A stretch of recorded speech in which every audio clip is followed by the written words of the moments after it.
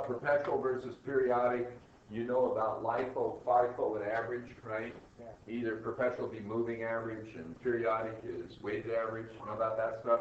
Be able to work those because you never know. I might give you some nice easy points, right? I do it a lot. So be real comfortable with those. Make sure you refresh yourself. And I know you know it really well from principles, right? Or not, so get real familiar again, okay?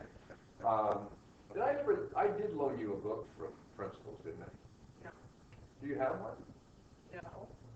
I never gave you one? I didn't chat with you without me loaning you a book? No. I've got a book in my office I David saw gave me his yesterday. notebook. That was really helpful. Who was it? David gave me his notes. Oh, that's nice. Yeah, okay, yeah. But I've got one of the Libby books that these guys use for principles.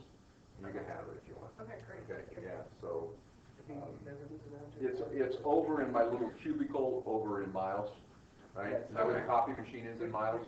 Behind Carol Huff's desk? Yeah. You're never going to get it. I'll just give you one. Okay. Oh, do you have your book still? Yeah. Oh, I give delivered to it. yours, that's fine. And then you can give it back to me. Yeah. Okay. So that would be really handy. I can't believe I didn't give you one. That's really. Why do you ask? Extra points. Extra I'll points. take that. Yeah. Well, you will get extra points if you study. I give extra credit on everything. No more, make more points. I was about to say, since when? Yeah. Okay, anyway. The new one here, though, you guys, is specific identification. When would you use specific identification? I think I'd do that if I was selling diamonds. They cost $1 million each, right? And all over the map in terms of what they're worth. I would specifically identify each inventory item and then record the cost of goods sold for that item, what it really costs, with the sale, wouldn't you?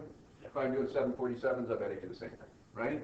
You know, I mean, if you got a really expensive product and they're all different than each other, would you ever do that if you're selling bread? No. How stupid, right? What a waste of time. Are you going to keep track of what each loaf costs independently? You don't even know what they cost independently, right? They're made in an assembly line, okay? Okay? So anyway, got the idea? So, which is better, by the way?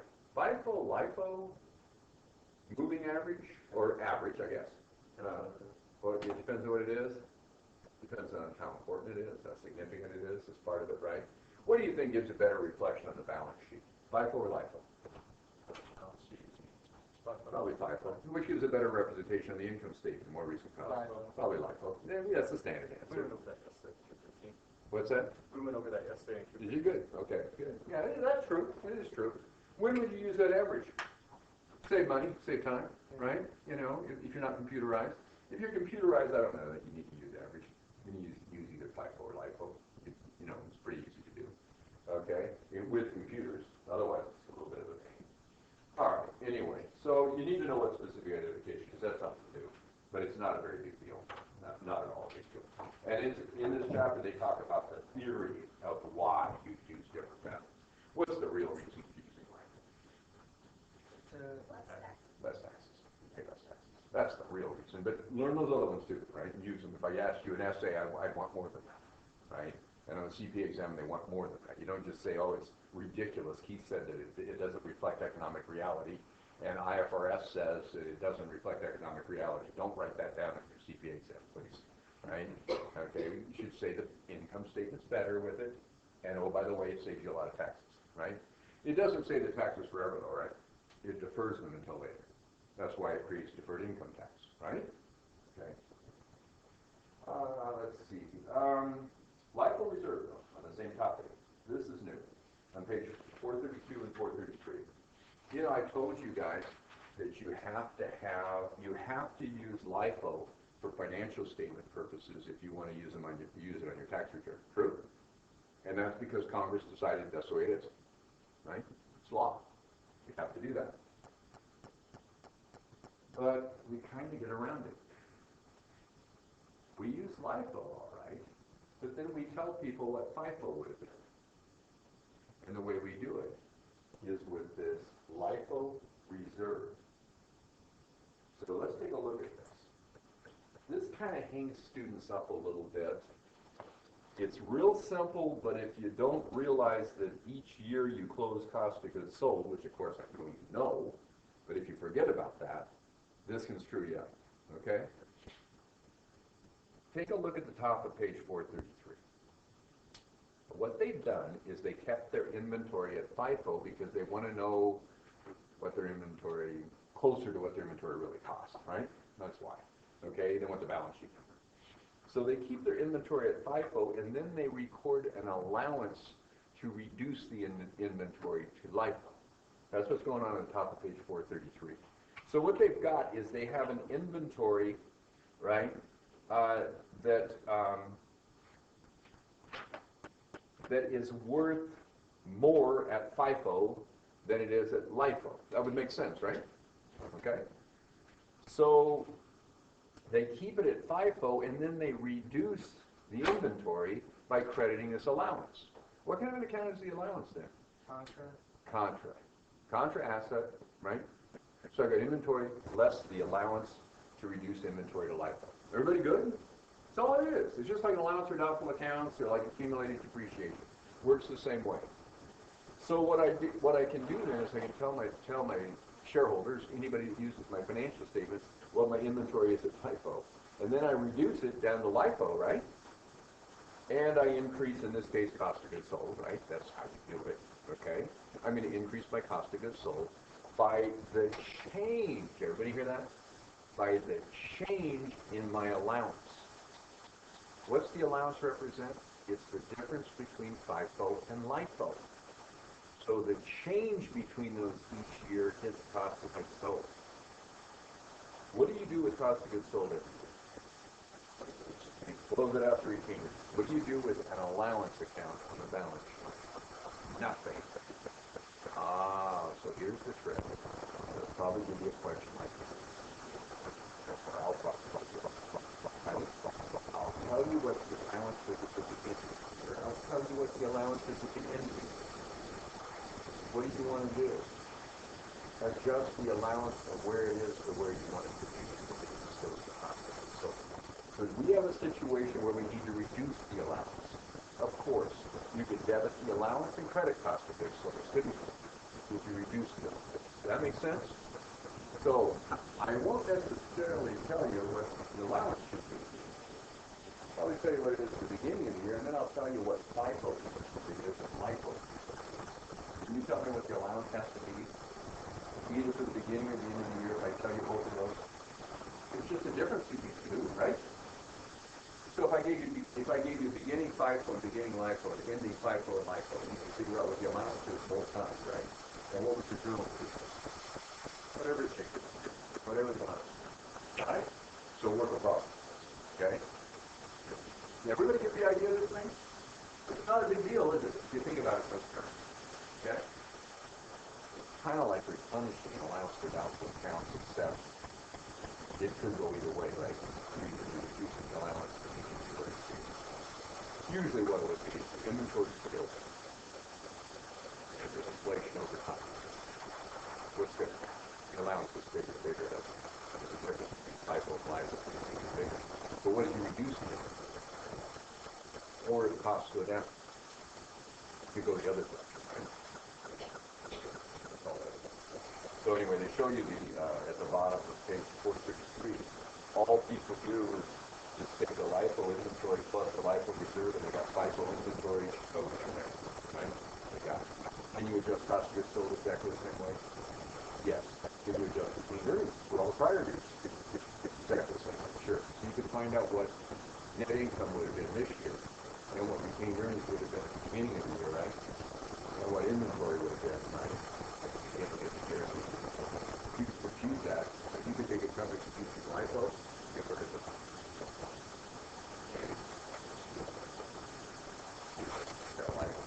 LIFO company not making it. Yeah, yeah. So this is what it does. And by the way, you don't violate the law. Because you're using LIFO. The financial system. Right? What's LIFO liquidation?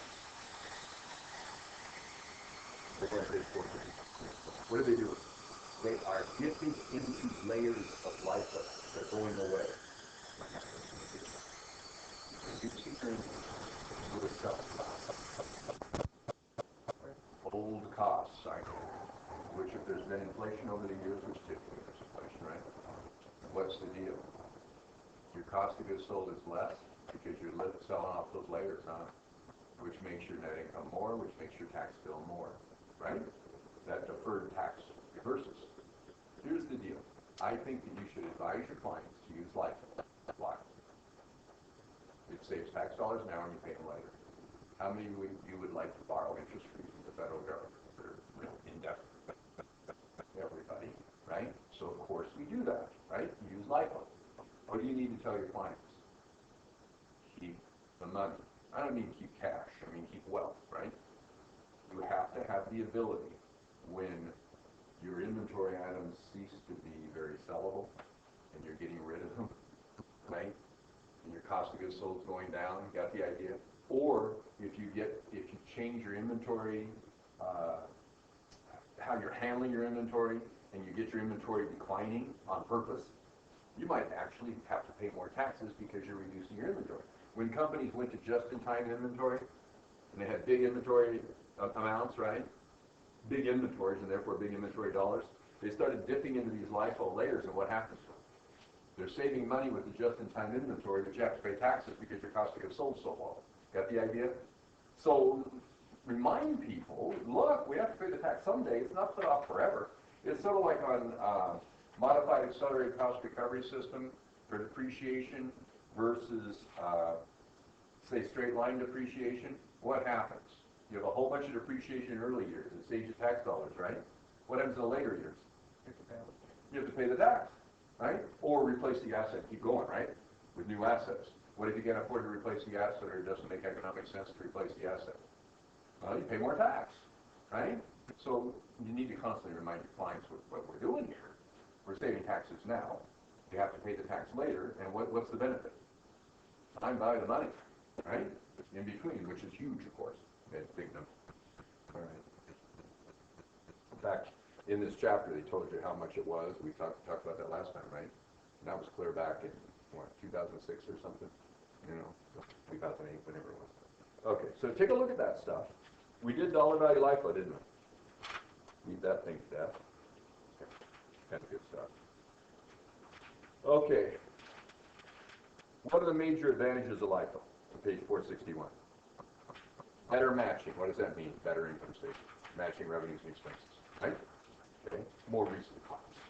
Okay. That's valid. It's okay. More recent costs and income statement. Tax benefits, therefore improve cash flow. You know, you save tax dollars, you have more cash. That's it. Or you put it off. And a future earnings hedge, I don't like that one.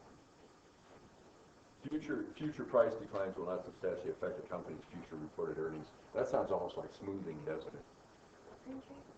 I'm on page 442. 441 and 442. Okay. Yeah. All right. So those are the major advantages. Major disadvantage? Reduced earnings. We don't look as good as we really are, maybe, right? Our earnings look like less. Inventory is understated on the balance sheet. It's not in year-end dollars, it's in years ago dollars, maybe, right? It doesn't match the physical flow. I always give you the example and principles of a bakery, right, or a dairy. Nobody really has 100-year-old milk or bread, right? You know, and they don't really use LIFO. That's just for tax purposes. What do we really do? Try to use LIFO. Try to get rid of the old stuff before we sell the new stuff, right? Okay, why can you get cars really cheap when the new models come out? Nobody wants them anymore, right? They have to reduce the price to get rid of them so they can sell the new ones to somebody else. Right? What do car manufacturers try to do? Don't produce too much. It's the game, right? You try not to produce more than people are going to buy. Because if you do, you have to get rid of those, don't you? Before you can sell the new ones. What if you don't produce enough of them? You miss out on sale, right? You can profit that way too. So, you know, everybody's trying to do this with their products. All products, not just automobiles. Okay. You really don't want to have twice as much bread as people are going to buy every day and throw away half, right? You really don't want to do that. Okay. So, reduced earnings, inventory understated, physical flow is not matched. Involuntary liquidation, maybe poor buying habits. What do I mean by involuntary liquidation? Is when you reduce your inventory, you get the negative effect, right, of having more taxes because of lower cost of goods sold. What about the poor buying habits? People might actually buy inventory to keep from dipping into the layers. Inventory they don't need, to make their statements look better. What do you think of that? Let's not let our inventory decline, even though we don't need the inventory. Are you kidding me? Right? So just because we don't want to pay taxes, it'll look bad. Right? Well, so poor buying. All right. So you have to decide which method you want to use and why. You know, they discussed that. Okay. All right. So what else do we need to do in this chapter? What is the big thing in this chapter that I have not done? You guys notice in your working problems? I bet there's something I didn't do anything. There's not much of anything. I talked about.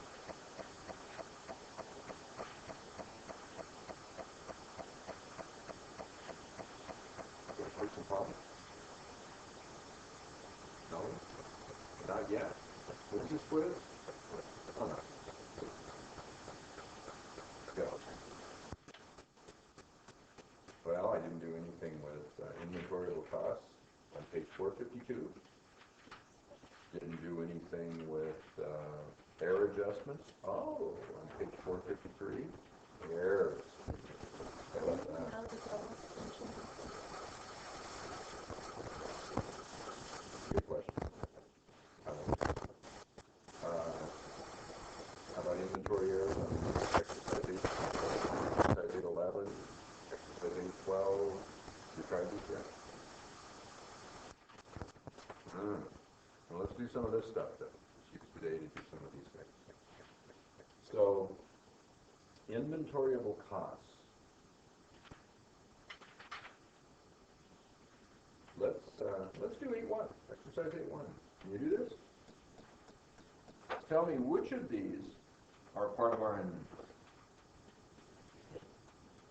Page 452, exercise 8.1. Number 1, goods out on consignment in another company's store. It's still That's us, isn't it? That's our inventory. We want to make sure we include it, right? We have not sold it. Goods sold on an installment basis, bad debts can be reasonably estimated. They're going to make installment payments to us.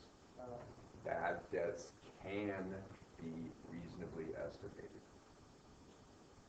I would record the sale, record an allowance for doubtful accounts appropriately for the receivable, and if I record the sale, I need to record the cost of goods sold. It should be debit cost of goods sold, credit inventory. Is that part of my inventory? No. Why not? Because bad debts can be reasonably estimated. What if you sell it on the installment method, which you can't estimate what's not going to be paid and what is going to be paid? It's not a sale. It's still yours until you get the installments. And if you get the installments, you recognize that portion of the sale as cash comes in, and recognize that portion of the cost of goods sold and reduction of inventory. In the meantime, it's your inventory. It's your inventory figure before the sale. Got it. What about sale with the right to return? It's not a sale. They have the right to return. Right? Therefore, it's still your inventory. They have the right to return. Right? You know, you sold it to them, and if they sell it to their customer, now you have a sale, right? Well, and then sale, so they sell it. Everybody got the idea? It's just like the signed inventory then, isn't it? Right? It's not really a sale. Goods purchased, FOB shipping points that are in transit at the end of the year. I bought it. It's in the truck or on the boat or whatever being delivered to the airplane. Yes, right? FOB shipping point. Being transported. Is it mine? Yes. But if it was FOB destination, that's the next one. Nope, that's not mine. It still belongs to the people selling it to. You need to know these things, right? Could we put numbers on these and you add them up? Sure, big deal. Okay? All right. Goods sold to another company for which our company has signed an agreement to repurchase at a set price that covers all costs related to the inventory. That's not just a right to return. We have a repurchase agreement. What do you think of this? It's almost the same. Don't record the sale. We do not record the cost of goods sold. Goods sold were largely transferred. Big goods. Nordstrom sends clothes to my wife all the time, knowing full well that some of it comes back. Look at this. See that?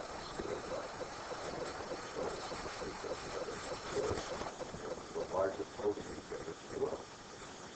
How do they pull that off? They sell online.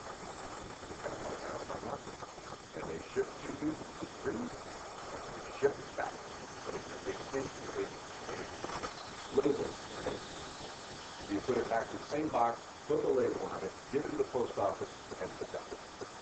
Right? That'll do much for you. So you don't go to the store and try something on because, you know what, there's not another store in Lewis. It's my wife's favorite store. You don't have to drive to Indianapolis. Right? They'll ship it to you. They don't ship it. Back and forth and set up stores all over the place. Of course it is. Right? But you don't have to go to the store.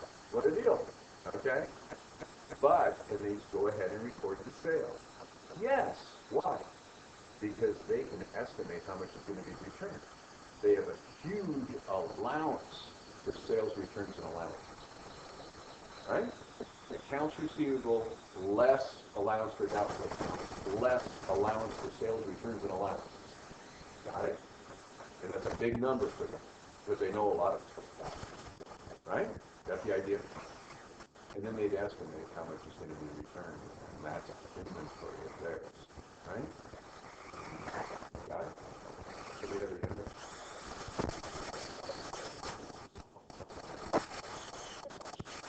Oh, it's a discussion. Yeah, it's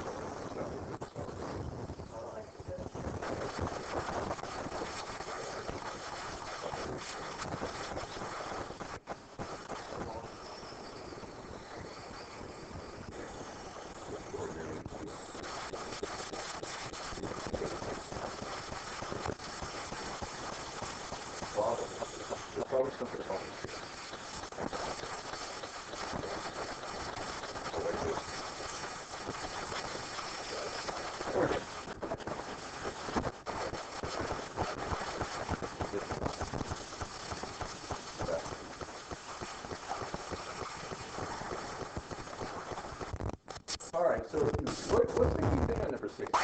Predictable. That's it. What if you could not predict them? How does that? Got it. Still in the inventory. Goods sold FOB shipping points that are in transit. You shipped it. It's not yours anymore. It's your customers. That's the sale and cost of goods sold. No inventory. Notice how sales and cost of goods sold go together. We can do that. Freight charges on goods purchased. Freight in.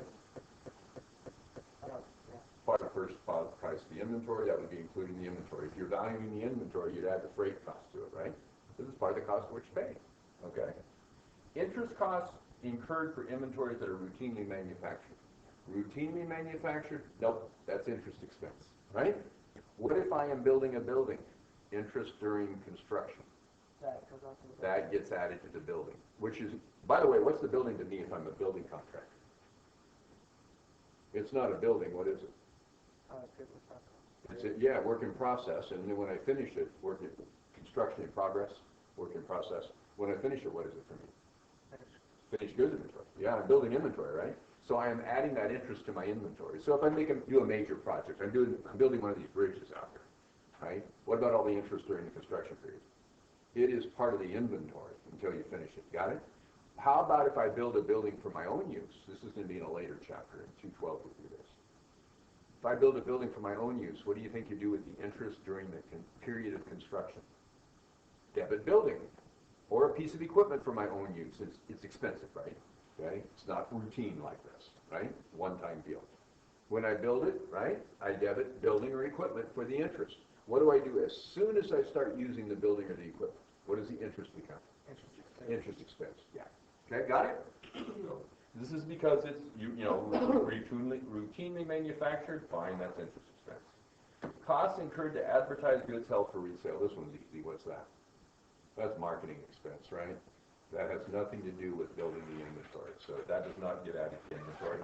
Materials on hand not yet placed into production by a manufacturing firm. What's that stuff called? What? Which one? Number 10, or number 11. Yeah, what kind of inventory? Raw materials inventory, sure.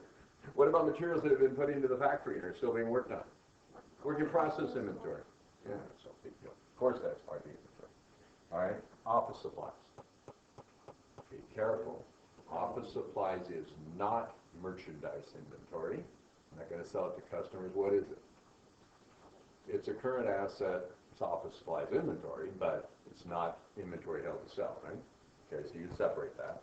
Yes, it's inventory, but it's not merchandise. Raw materials on which a manufacturing firm has started production, which are not completely processed, what's that? Work in process inventory. Factory supplies? That's inventory, right? Those factory supplies are going to be used for what? It's going to be made, it's going to be used to make the manufactured inventory, the finished goods inventory. It's going to be part of what? Overhead. You got it, right? You put in, doing 215 right now, right? Or just did 102, 102, right? What do you got? You've got raw materials, direct labor, and overhead. All the costs of manufacturing other than raw materials and direct labor are, by definition, overhead. In fact, it's direct materials, isn't it? Right? Some of the raw materials are this stuff, right? Factory supplies, which is going to be overhead. Okay? So if that's not clear, go back and look at stuff in 102 where they talk about those definitions a little bit. Okay? Goods held on consignment from another company. It's not mine. I don't buy it until I sell it. Right? Yeah. So that's not mine. That's not my inventory. Costs identified with units completed by a manufacturing firm but not yet sold. Yes, finished goods inventory. Absolutely. Goods sold FOB destination that are still in transit. It's mine until it gets delivered, right? So there's no sale yet, no receivable yet, right? What if they give me the cash already? It'd be debit cash and credit what? Unearned revenue of some kind. Thanks. Yeah, get unearned revenue until I what? Deliver it, right guys? So it's my inventory until I deliver it too, right? There's no cost of goods sold until I deliver it. Okay, good. By the way, what if it was unearned revenue and I deliver? Journal entry. So the sales price was unearned revenue, they paid me in advance, and now I deliver it. At the point it gets delivered, what happens? Debit what? Debit unearned revenue and credit sales revenue. Okay, and what would I need to do? For the cost of goods sold, I need to debit cost of goods sold and credit inventory. Remember when you didn't know this stuff, you guys? And now it's just common sense? It's just nothing, right? Big deal. Okay? Once you know the language, I guess. Let's see, short-term investments is stocks and bonds. No, I think those are probably marketable securities. What are the three kinds of marketable securities there? These are short-term. Short-term available for sale, long-term available for sale, and trading securities. How long are you going to hold those? Trading securities? Less than a month. Yeah, I mean, it's less than, well, it's hard to say. But, yeah, actually, it's a few days to a few weeks. Probably, right? Yeah, but yeah, it could be 3 months. You know, judgment. Okay, but I usually say a day through a few weeks is what I usually say. All right, and there's a fair amount of evidence that's what companies are doing. Okay? What would avail for so short term? Yeah, more than the short term, right, or more than a trading security, and less than a year, right? Or operating cycle, whichever is. Longer, right guys? Current asset definition. Okay, and then what's longer? More than a year. Yeah. By the way, when would it cease to be either trading security or available for sale?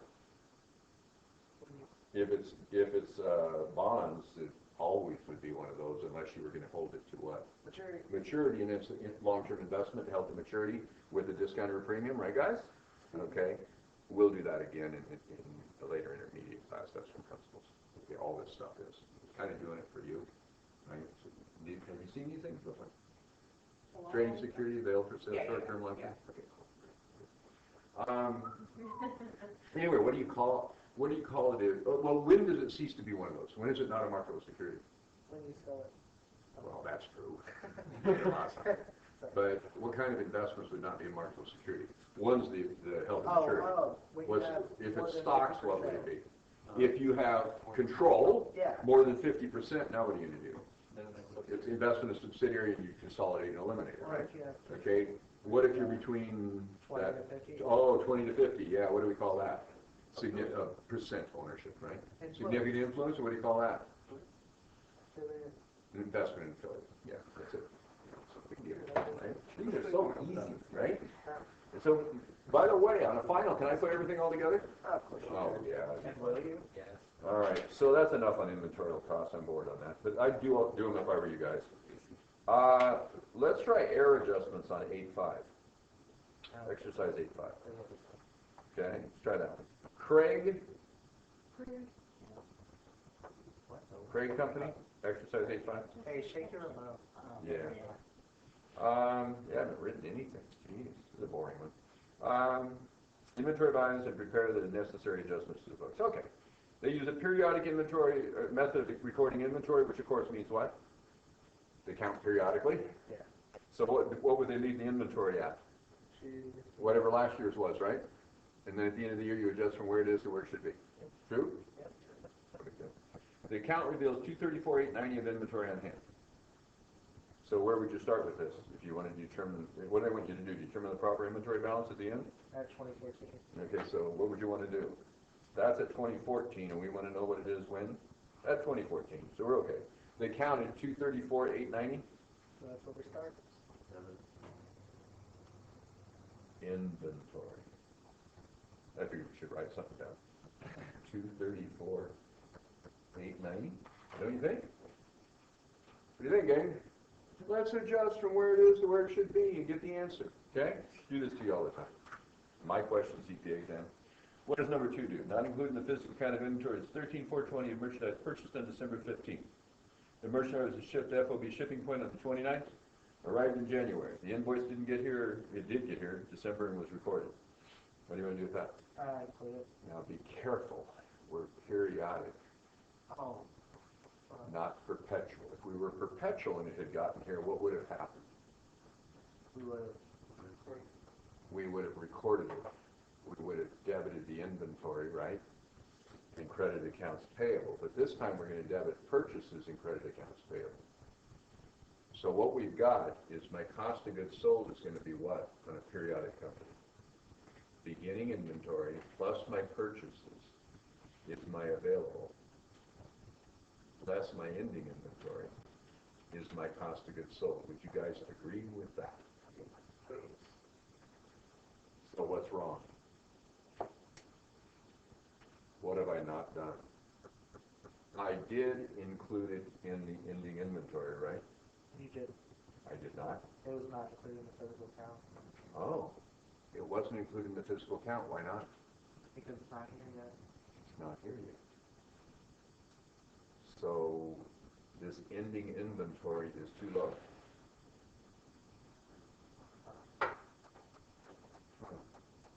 Is it in my purchases? Really? You recorded it. Oh, okay. So if the invoice got here, I debited purchases. So I increased this. I did nothing to this, right? Is my purchases right? Yes. Yep. Is my available right, therefore? Yes. Yep. Is my ending inventory right? No, it's too low. So this is too low, which would have made my cost of goods sold too high. So if the question asked you what's wrong with cost of goods sold, what would you say? It's too high right now, right? Okay, and net income therefore is too low. Yeah, okay, that's because inventory is too low, right? It's simple. You can always figure it out like this. For this problem, you don't have to, but if you needed to, right, but ask for it, what would we say? I need to increase assets, which means I need to increase equity because the liability is already recorded, right? The invoice got here. If the invoice had not gotten here, that's a different story, right? Because then the purchases would be wrong and the accounts payable would be wrong. Cost of goods sold would be fine.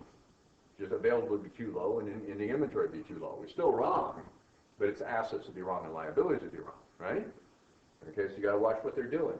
And why is it equity too high? Expenses, cost of goods sold is too low, right, guys? Did I do it right? Yeah. And net income is too high, which caused equity to be too high. You need to be able to think in those terms. So how much do you want to add to inventory for that? 13,420. Yes. Okay. What if that thing had been FOB destination? We wouldn't have it. Ignore it. But what if you'd already recorded it? You need to change it. Then you need to do what? Credit purchases with a periodic outfit, right? And debit accounts payable to get rid of it. That'd be the journal entry. What's this journal entry going to be? It's going to be debit inventory. What are you going to credit? You don't ask for entries, but what would, oh yeah, they did. What's it going to be? Debit inventory and credit what? No, payables are okay, it's recorded. Goods sold. Is it recorded? Cost of goods sold. Cost of goods sold, yeah, they run through cost of goods sold. Right? Okay, or income summary if you already closed it, if you closed the income summary, or inventory variation if you want to do it that way, inventory change. But in any event, it reduces cost of goods sold, as debit inventory credit cost of goods sold. After you run it through. All right, good. Okay, let's see, 3. Included in the inventory is merchandise sold or can't be, FOB destination. Is that still our inventory? Oh, well, keep reading. If it's FOB destination, Yes. it's ours, isn't it? Is it? Wait a minute. It was sold on December 30th, FOB destination. It was shipped after it was counted. Invoice was prepared and recorded as a sale and account at December 31st. Was it a sale at December 31st? No. No, it's FOB destination. So what should we do about that one? We need to reduce our sales by that much. And Debit sales 12.8 and credit accounts receivable. accounts receivable 12.8. It cost $7,350. So we need to get rid So of they that. debited cost of goods sold and credit inventory, except they didn't really do that because they're periodic. So they haven't got the cost of goods sold recorded. So add that So there's to- no entry for that part, right? But what are we going to need to do? add that to Add 7350 in here. So if we didn't record it as cost of goods sold, but we've got the inventory too low, right? So when we subtracted too little ending inventory, that made cost of goods sold too high. So we're effectively crediting cost of goods sold, aren't we? So yeah, your journal entry would be to debit inventory, credit cost of goods sold, or income summary, or whatever. These aren't easy, are they? 4, included in inventory was merchandise purchased from Dudley on December 31st for $15,650. It's FOB destination. The invoice which has not arrived has not been recorded. When was it received? December 31st. Yeah, it's ours. Is it our inventory? Yes. Did we include it? Yeah. Yes. Is that the correct thing to do? Yes. What are you going to do to inventory? Nothing. But what's missing? The sale. Ending inventory is okay. Well, it's not a sale. They sold it to me. It's a purchase. What's missing is the purchase. You should debit purchases, right? Not inventory, purchases. And credit what?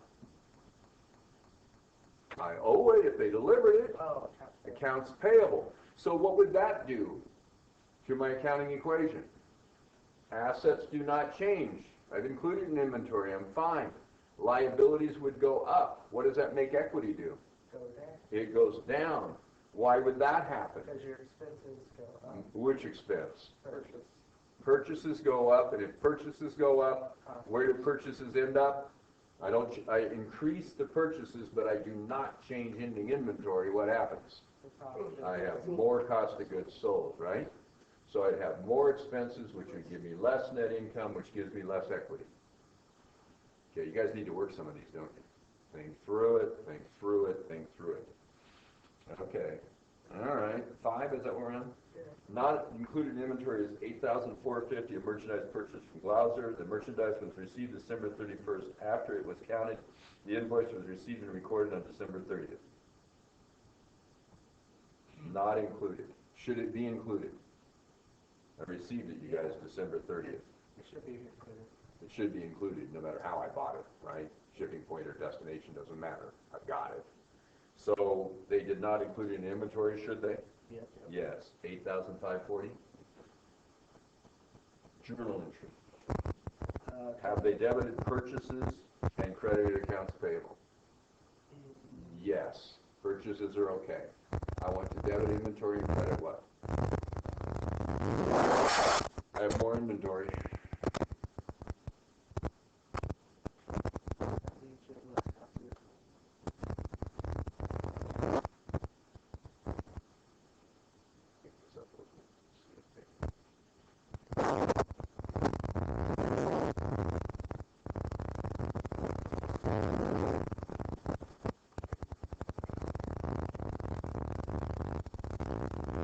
I think if you get complex, I think it's handy to do this. You don't have to suit yourself. It's kind of handy because it keeps you from leaving out half of it, doesn't it? right? You debits and credits, debits, credits. Okay, so what are we saying here? Our purchases were okay, right? Yes. Our accounts payable's okay, right? Yes. Huh? Recorded. What's missing? Our ending inventory is too low, Yes. which means our cost of goods sold is too high, right? Expenses are too high. Net income's too low, which means equity is too low because we're missing 8,450 of inventory. It's too low. That's it, isn't it? So the journal entry would be debit what? Inventory, the asset inventory, and credit what? Cost of goods sold. Done. Got it? Unless I close cost of goods sold income summary, right? Instead of having a cost of goods sold account, right? Instead of closing purchases to cost of goods sold, I could just go to income summary. I could go to income summary. Depends on how they're accounting for it. Okay, what else do we got? Some stuff held on consignment. Is it 6? Is that what we're on? Including inventory is 10,438 of inventory held in consignment. Oh, and they included it. Should they have? Yep. It's held by Craig on consignment from somebody else. That's not our inventory, is it? Sorry. You need to take it out of here. And because, did we record that as a purchase when we got it in? I guess not. It doesn't say we did. We should not have debited purchase and credit accounts payable because we didn't buy it, right? So we just should have left it out of inventory. So what's your entry to fix it? Credit inventory and debit income summary, which is cost of goods sold, right? This is increasing cost of goods sold, right? Your ending inventory is too low. I'm going to increase it. Whoops. Your ending inventory is too high. I'm going to reduce my inventory, increase cost of goods sold, right, guys? Very good. 7, I guess. Included in inventory is merchandise sold to Kemp's FOB shipping point. The merchandise was shipped after it was counted. And it was, oh, okay. The invoice was prepared and recorded as a sale of $18,900 on December 31st. Cost was $10,520. Kemp received the merchandise on January 5th. What do you think about this? Well, Was this a sale this period? yeah. FOB shipping point, right? Oh, shoot. Okay, so what do? We need to credit inventory and debit cost of goods sold for how much? 10,520. 10,520 less inventory. Everybody agree? Okay. And then what about the sale? 18,900. Debit accounts receivable and credit sales, right? For the sale. That profit should be this year. That's fine. Excluded from inventory was a carton labeled "Please accept for credit." The carton contains merchandise costing $1,500, which was sold to a customer for $2,600. No entry has been made to the books to reflect its return, but none of the returned merchandise seems damaged. So we need to add that back to our inventory. Yeah, if it's not damaged, what should we add back? 2,600 or 15? 50. 15. We add 1,500 to inventory, debit inventory, credit, cost of goods sold, right? Okay, and then what about the 2,600? Credit Sales. accounts receivable and debit sales or Return. sales returns and allowances, right? Probably would do that, so sales return. Got it? Okay, we put it back in inventory. So what does all that add up to? Add up the debits, subtract the credits, and you got your ending balance, and that's all you do. This is easy, isn't it? And then write all the journal. That's a nice question. Work a bunch of these. And in the review, we'll do correcting errors like, maybe we'll do a dollar value LIFO one too. I can't find any other errors. There's some good ones. 810, for instance, maybe 811, 812. If you want to know, it's 244,742. Okay, is that what the answer is in the Yeah. book? Did we do everything right? It's bring it. By the way, when I make a journal entry, all those journal entries, No, do you want to do one? how about just debit inventory for the full amount of the change and credit Cost of goods sold. cost of goods sold? Got it?